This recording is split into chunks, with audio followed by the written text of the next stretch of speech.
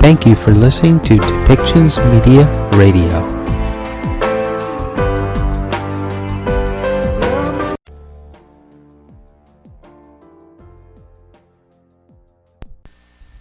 Welcome to Policy and Rights, the show about government policy and human rights.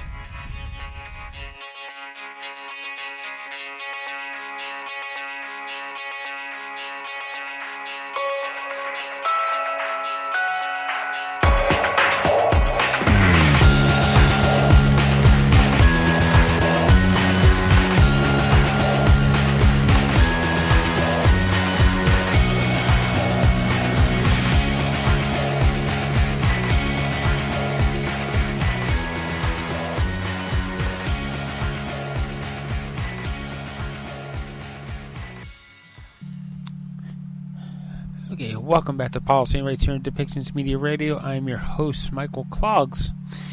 In today's headlines, according to the BBC, we have Israel and Gaza.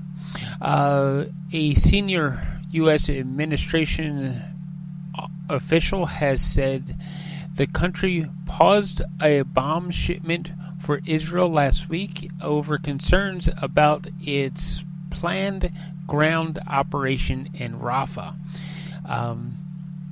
We're going to hear later on from a midwife who is actually an American talking about some of the conditions that she has seen in a maternity hospital in Rafah. And North Korea, former leading propagandist Kim K-nam has died at the age of 94. He has spent decades crafting personality cult around the ruling Kim dynasty. The Trump trials are continuing as the former U.S. president federal trial over alleged mishandling of classified documents is likely to begin before November's election, after being postponed by the judge. The news comes after a face-to-face with a former adulteress, Stormy Daniels, in a separate trial, assuming his fifth term in office, is Russian President Vladimir Putin, as he was sworn in for his next term. He has been in office for over 24 years. Most people in Russia have grown used to the one man running of the country. And we're going to move forward and listen to the clips from, one is going to be from a midwife who is a U.S. midwife who is actually in Rafah, and she is going to describe the conditions that she has seen in a maternity hospital where she is currently working at, and how things are going, and what the conditions are like, and what some of the people actually look like. The women, the condition of the women that are showing up in the hospital that, as she describes, is currently overrun. So why don't we listen to that? States, who has been in Rafah for the last week to provide healthcare support at Emirati Maternity Hospital, which is the last maternity hospital in all of Gaza Strip. This hospital was originally built to support the small community of Rafah, which was just a couple of thousand people. they had on average about 70 births a month, and now, as there have been over 1 million people internally displaced to Rafah, there are at times over 1,500 births a month. The staff here also has been displaced. There are not a lot of supplies. There is not enough of anything for anybody, but in particular for mothers and babies.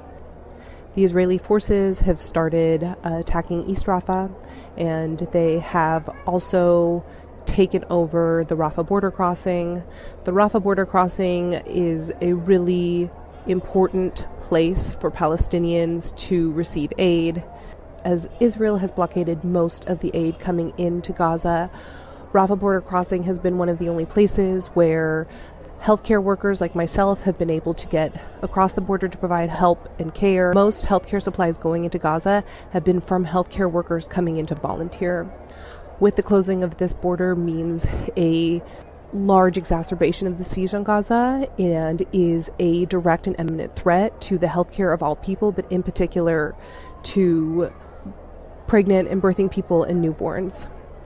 What we are seeing is that pregnancy during genocide means no prenatal care, a lack of diagnosis of prenatal conditions, a lack of diagnosis of congenital issues with babies, a lack of diagnosis and an increase in intrauterine fetal demise.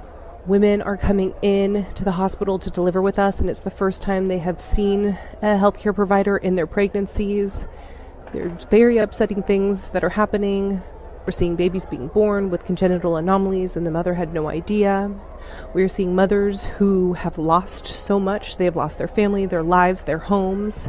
We're seeing mothers who are too small, too skinny, too thin to be full term in pregnancy. We're seeing babies that are too small and too little to be full term. As I sit here now, sitting outside, I am hearing what it sounds like in Rafah, which is essentially a playground. There are 600,000 children in Rafah, and you can hear it. It's constant. They are so cute, and they are running around, and they are playing, and they are making the most of this. But there are so many children.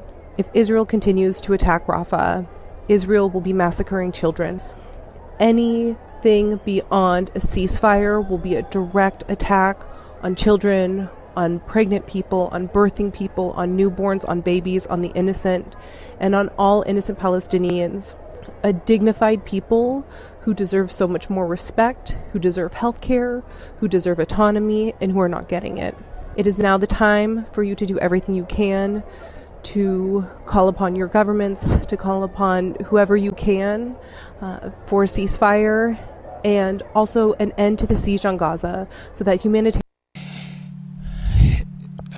someone posted a statement on one of our blog posts, and it is about because yesterday was a Holocaust Remembrance Day, and how can those of us that have a memory of the Holocaust in our blood and our bones attempt to eradicate people? Not in my name, never again for anyone. The occupation checkpoints, the demolishing of olive trees, the removal of people from their homes, the random arrests of all ages, people, brutal treatment and military detainment, concrete in the water supplies, and all pre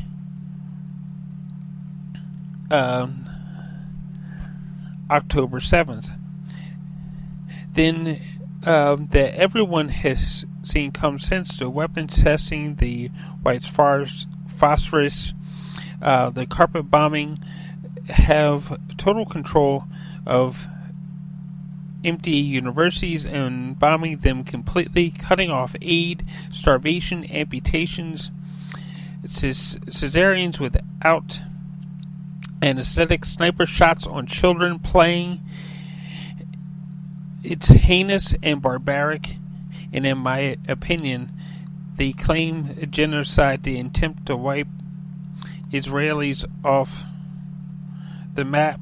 No, they want occupation.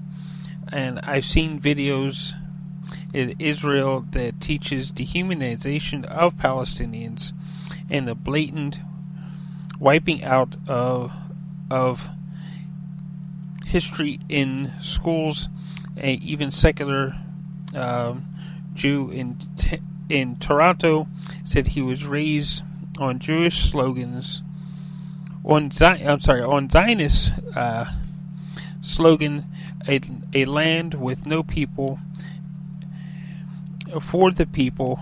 It's messed up, and there was people there, the same ones, descendants who farm those olive trees, and they need a safe place for Jews. Was leveraged by powers. They wanted Jews out of Europe and wanted control for the Western world in the Middle East. Then Zionists came into power, which leads us to today. There's a lot being said there about the Zionist movement that has caused a lot of unrest. At the same time, I do want to answer back to this statement that, of course, we have had Muslim extremists doing the same work as the Zionists that have also added to the unrest, and it's the moderate people in the middle that they are going to bring the calmer, cooler heads, so to speak, so that we can find negotiations, ceasefires, and peace. And we need around the world, we need those people to speak up for those calmer people, so that we can get at least a ceasefire and some humanitarian efforts, so that Gaza can be rebuilt, as was described in some other clips, that it was a beautiful place with children playing, and it was a happy place, an ancient place of peace that finds its way into Scripture for Jews, for Muslims, and for Christians. So why don't we listen to one more clip from Chicago, as we're going to hear from a news report in Chicago as a protester was interviewed about his thoughts on what is happening. The University of Chicago campus police there breaking up a protester encampment. Police in riot gear arrived on campus early this morning. Joni has been there very early. She has the latest. Joni, what has unfolded since you arrived? Well, the campus police, as you said, moved in just before 5 a.m. And these protesters have been holding the line now for 2 hours. There's a bullhorn behind us, so it's very loud. Christopher was on the inside when it happened. Describe what happened in the quadrangle this morning. Yeah, it was horrific. They waited like cowards until every single student was asleep in their tent, basically. And then they stormed in, maybe 40 or 50 of them with riot gear screaming. They started throwing wood planks, throwing chairs, throwing absolutely everything in any direction to destroy the camp as fast as possible, to suppress this movement as fast as possible. And in fact, one of the chairs that they threw came within maybe 3 inches of hitting my girlfriend in the head. And they had just woken us up. So it was dark because it was before sunrise. You had a warning that they were coming, but they didn't for a while, and so everybody was We had no warning. No, we had no warning. Okay, so then what did you do when all that action was happening? I tried to make sure everyone was safe. I mean, it was chaos. It was terrifying. Yeah. So you were able to get out. I understand that students are being threatened with disciplinary action for being in there. They gave us some ridiculous notice out here saying that participants in the Quad encampment, which no longer exists thanks to them, are facing an interim leave of absence as well as a criminal trespass charge. I have no idea if that's just a scare tactic or if it's real, but it doesn't matter because the difference between us and people like these cops is that there are limits to when we continue following orders. And when you're talking about a genocide visited upon a colonized population of 2 million people trapped in a ghetto that's as long as a marathon and 6 miles wide, when that ghetto is being systematically starved, slaughtered, every hospital bombed, every university bombed, 70% of homes destroyed, 40,000 people murdered, 15,000 children murdered, the entire population on the brink of starvation, we say, and if our government and our academic institutions are complicit in this, there comes a point where we say we're not following orders and it doesn't matter what you do to us because there are principles and there are human lives that matter more than our careers and our futures, and that's what separates us from people like Paul Olivisatos, the coward president of this university, and these coward cops that come in terrorizing an encampment while people are sleeping. You've been standing at this line. All right, so that was the scene at a protest in Chicago, and it was a news report from a Chicago news station at the University of Chicago. So why don't we listen to what was said, update from the United Nations today, as they're talking about, of course, still Gaza. They're talking about Guatemala, Zambia, and the UN Security Council. And we'll be back for final thoughts. Sorry. Good afternoon. I have some travels to share with you. The Secretary General will be traveling to Nairobi, Kenya, and that he will leave tomorrow afternoon, where he will take part in the UN Civil Society Conference. This year's conference aims to support the preparations for the Summit of the Future. It is being held on the African continent for the first time and will include representatives from some 3,000 non-governmental organizations as well as academia. On Friday, the Secretary General will deliver remarks during the conference's closing session. As the world faces conflicts, inequalities, or the climate crisis, which Kenya, as you know, is currently experiencing with extreme weather and flood triggered by El Nino, the Secretary General will highlight the need to revitalize multilateralism so that it reflects today's reality. And a multilateralism where the contributions of civil society is recognized as central, not as an afterthought. Also on Friday, the Secretary General will be holding a press encounter at the UN office in Nairobi. You'll be able to watch that live on our UN Web TV platform. We will have further travel to announce later this week. A little operational update to share with you from Gaza. As of now, no goods have come in for our use for our humanitarian operations, either through the Karim Shalom or the Rafah crossings into the Gaza strips. We are continuously engaging with all involved about the resumption of the entry of goods, including fuel, so that we can begin managing incoming supplies. However, the situation remains extremely fluid, and we continue to confront a range of challenges, including active military operations. Our colleagues at the Humanitarian Affairs Office tell us that a daily average of 48 trucks and more than 160,000 liters of fuel entered Gaza via the Rafah crossing between the 1st and the 5th of May. We need all of that fuel to sustain our humanitarian operations for the civilians in the Gaza Strip who so desperately need it. Also, our health partners tell us that all key medical facilities in Rafah could soon become inaccessible or inoperable. For example, one of the 3 hospitals in Rafah, Al-Najjar, had to be abruptly vacated yesterday as it was located in the areas subject to the evacuation orders sent out by the Israeli Defense Forces.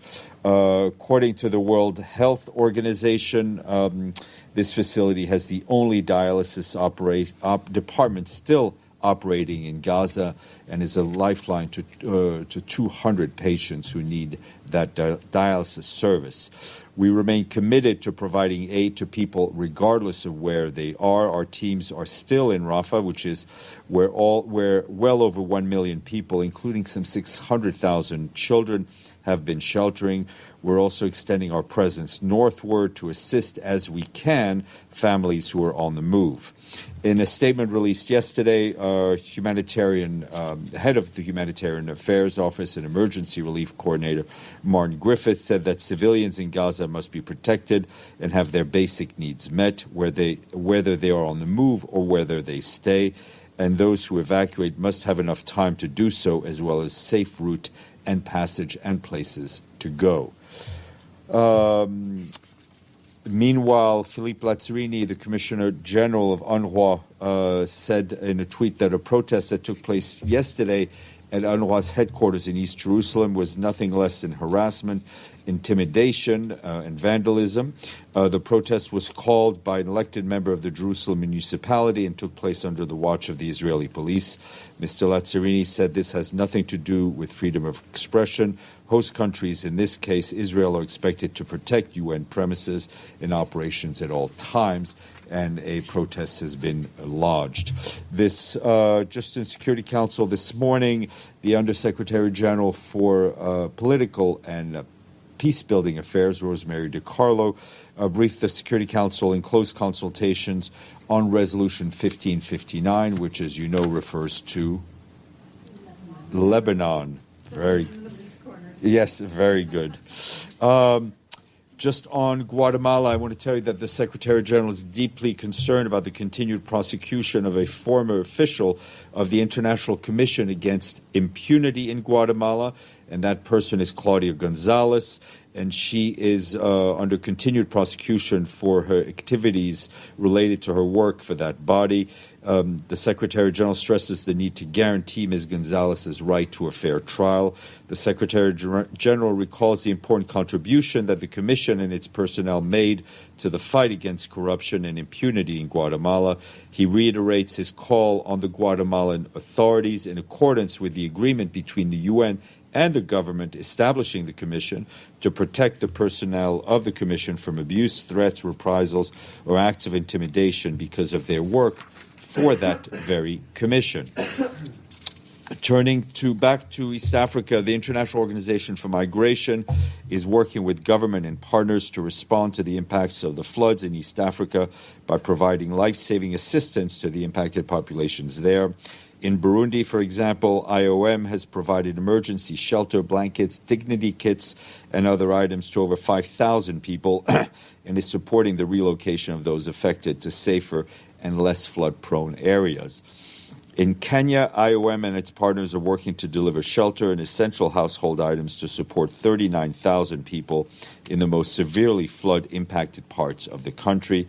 In neighboring Somalia, the IOM is targeting approximately 240,000 people with shelter material and other essential items and services.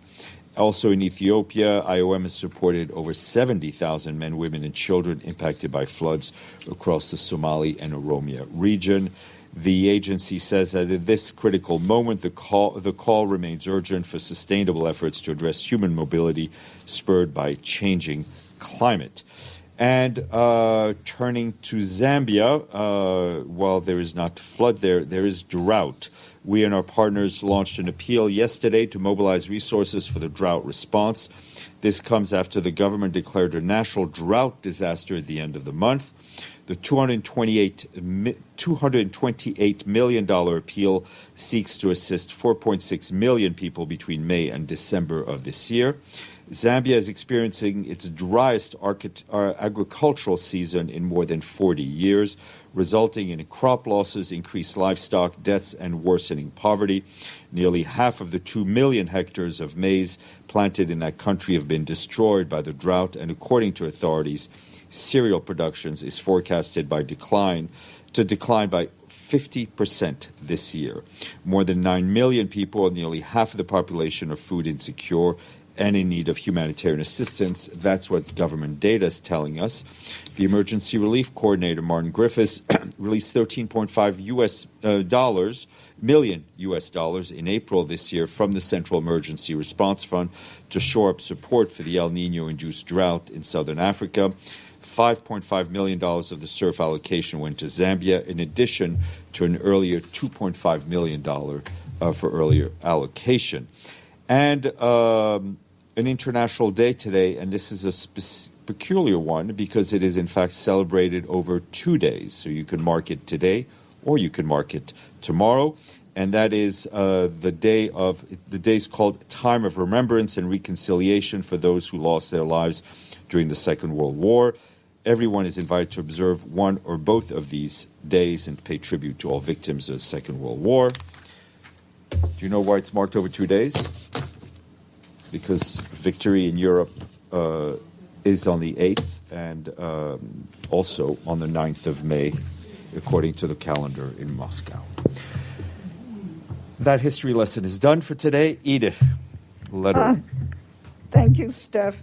Can you give us an update on the amount of fuel and food that's left in Gaza as of, well, it's certainly late afternoon, early evening there, because Mr. De Domenico yesterday said fuel was probably going to run out by late today. Yeah, it is. I don't have an update on the food. On the fuel, it remains a trickle. And what happens in these situations is that our humanitarian colleagues begin to ration it out, to stretch it for as long as possible. But it is clear that it is a matter of hours, if not days, where we will have no more fuel. But I can tell you that there are extensive and very intensive discussions going on between ourselves, the Israeli authorities, and the Egyptian authorities to ensure that fuel comes in at the earliest possible moment. There's also a question of the fact that if aid comes in through Kerem Shalom, there's no Palestinian trucks on the other side to deliver it because apparently the drivers all fled after the latest violence.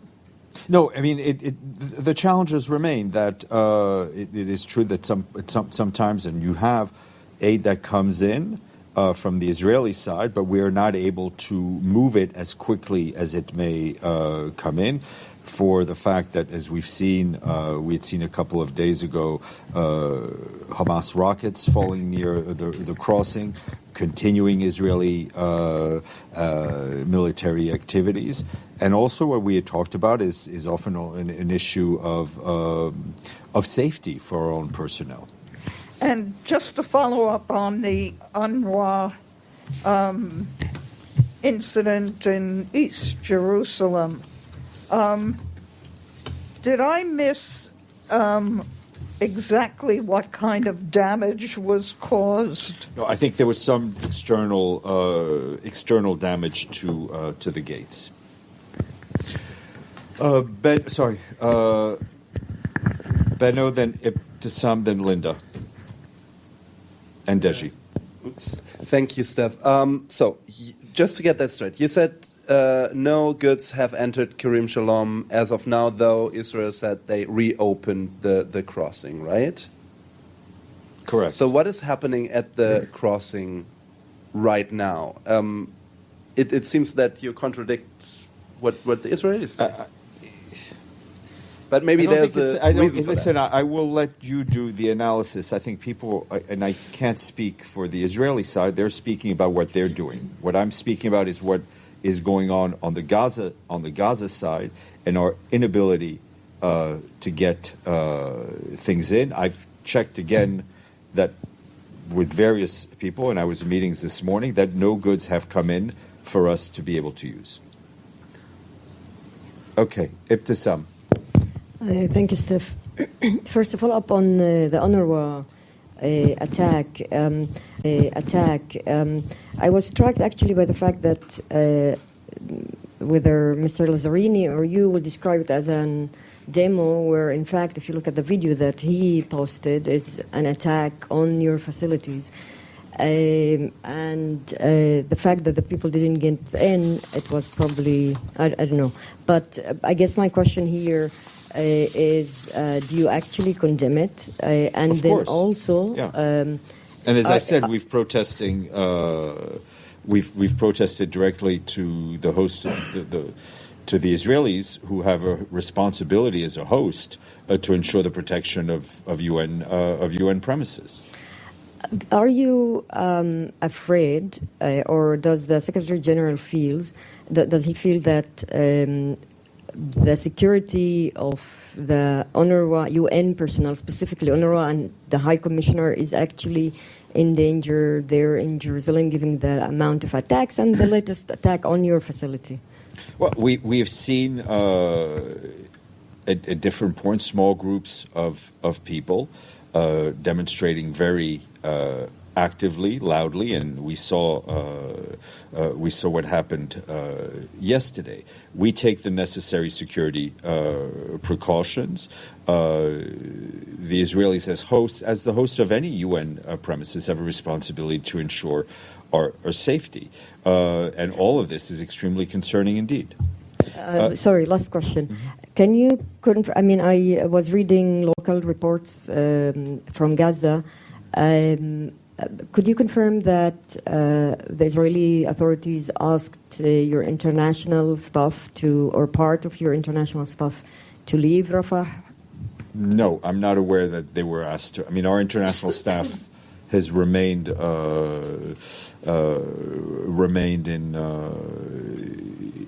Rafah. Obviously, they're moving. Whether individuals may be moving to ensure their own safety, and I don't have that kind of granularity, but they have not left. They have not left Rafah.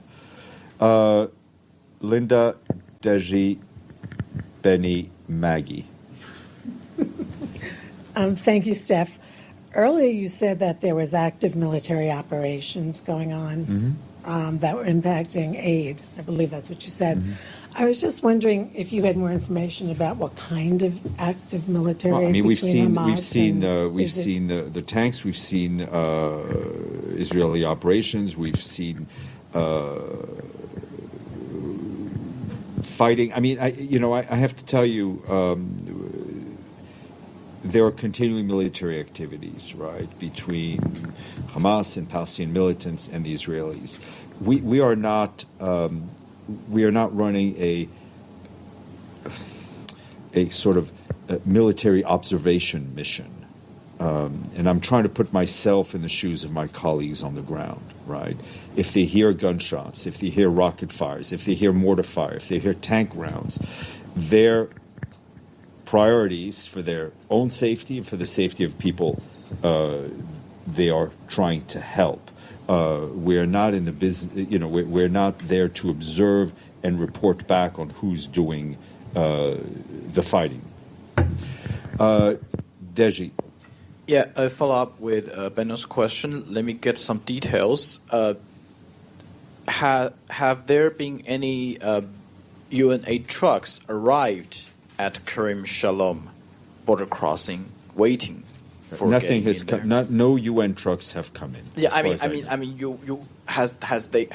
been? I mean, there are UN supplies that have been there are on the other side that we have not been able to process. Because I feel it's consistent actually. The Israeli part, they said they're reopening the entry again, but trucks are already arriving at the crossing and they need a thorough security inspection. Is that the reason why? You should. I mean, there are other parties engaged in this whole issue. You should speak to them to get the details of exactly what they're doing. I can only speak to what we're doing. So for humanitarian operation here in Gaza for UN, what is the biggest challenge now? Is that because the biggest challenge is that there's conflict still going on. The biggest challenge is that there's fighting still going on. That's the biggest challenge. We're trying to run a humanitarian operation in the middle of a conflict zone, right, where the civilians are not protected, where civilian infrastructure is not respected, where hospitals have become military zones. Those are the challenges. And, sorry, one more question. Any update on the role UN is going to play in the temporary pier? Nothing to share with you at this point. Benny, what can I share with you? Yeah, on a different topic. Is there any, it was asked before of the... Can you put your microphone a little closer? It was asked before of the General Assembly spokeswoman. Is there any assessment by the OLA as to the legality of the UN proposed, of the General Assembly proposed resolution? Because in the past, Timor-Leste, South Sudan, the procedure was according to the UN Charter that first the Security Council recommends and then the General Assembly. Is there any assessment by OLA as to what is the legal status there? The path to membership is clearly laid out in the Charter for full membership, right? There are several drafts of a General Assembly resolution floating around, as you know as well, if not more than I do. It is up to member states to decide on what text they will adopt. As always, we will then look at the text that is adopted and see what roles are assigned to the Secretary General. Maggie. Thanks, Steph. On the UNRWA headquarters in Jerusalem, I seem to recall a while back that Israel was trying to evict UNRWA from the headquarters. So was there any staff actually present in the building? I mean, it was nighttime. I think there were there was security staff and support staff, but it is a functioning office.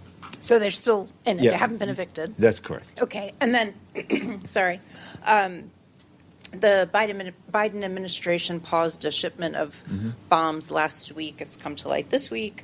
1,800 2,000-pound bombs and 1,700 500-pound bombs to Israel that they're pausing.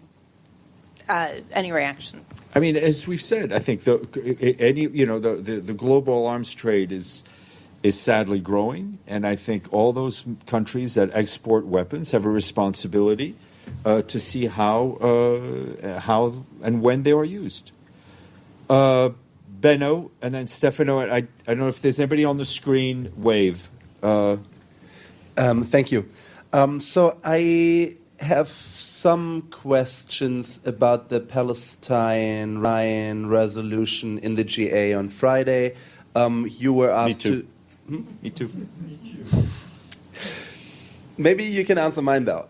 So you need to publish a legal opinion about the resolution, and I asked myself if it's produced already, and if you can tell us... What do you mean I need to publish a legal opinion? The Secretariat is asked, as far as I know, to publish a legal opinion what specific rights Palestine would get in the GA if the resolution is adopted. Let's see what there are drafts floating around.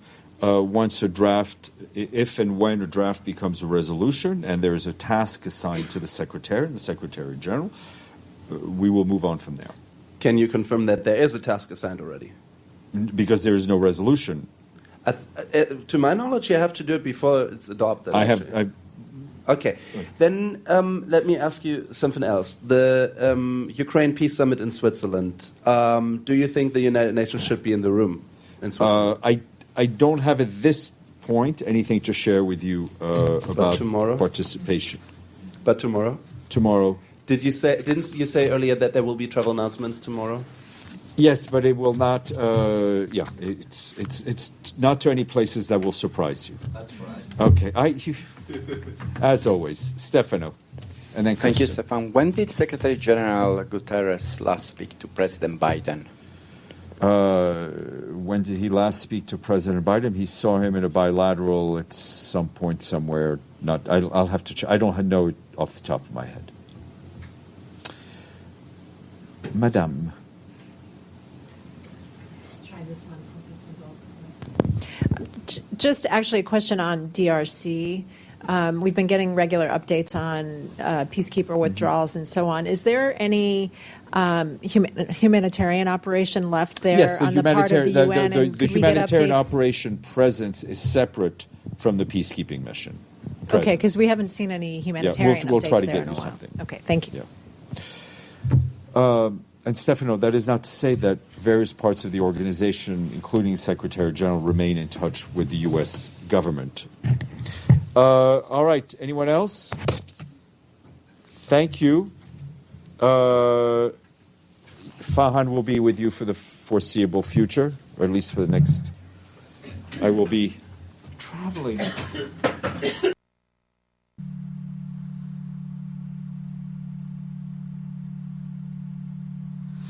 So it's good for us to protest the global protest for the people in Palestine is a good thing. But while we're protesting, we need to make sure that we're avoiding the violence. Do not take the stance until violence happens. The idea of this is to end violence in Gaza, not to create violence in other parts of the world because we're all upset over something.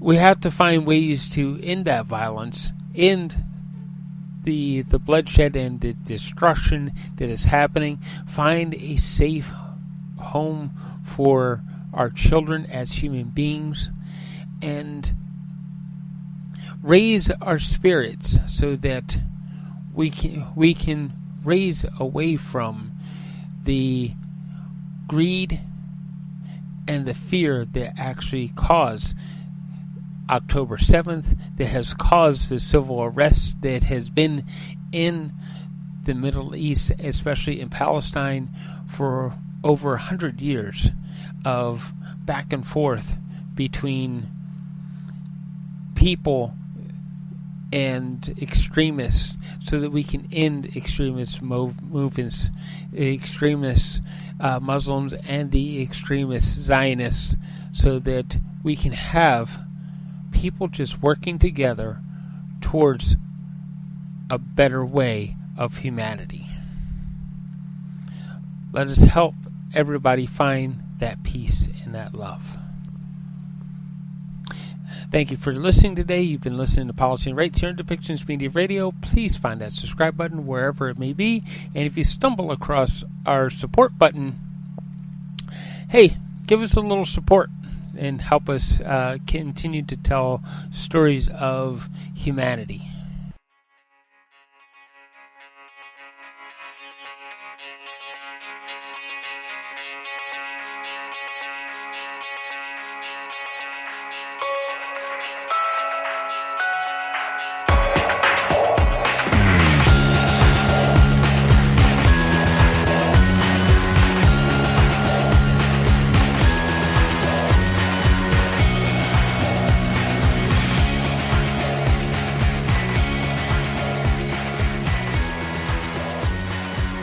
This show has been produced by Depictions Media. Please contact us at depictions.media for more information.